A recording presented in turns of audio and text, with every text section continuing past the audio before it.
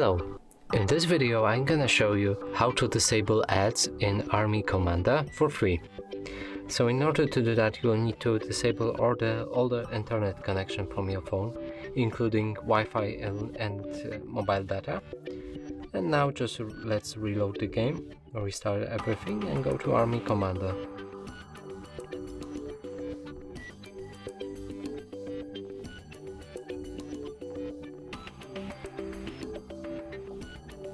And now there shouldn't be any ads popping up. Let's just try the gameplay for a few minutes and see how it works.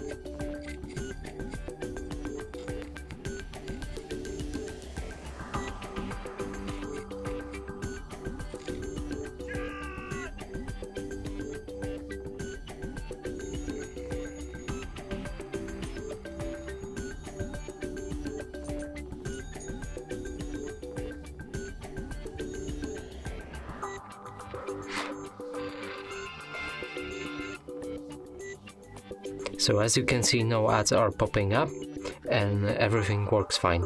So that's it for this video. Hope you like it. Please consider subscribing to our channel, leave a like and a comment below.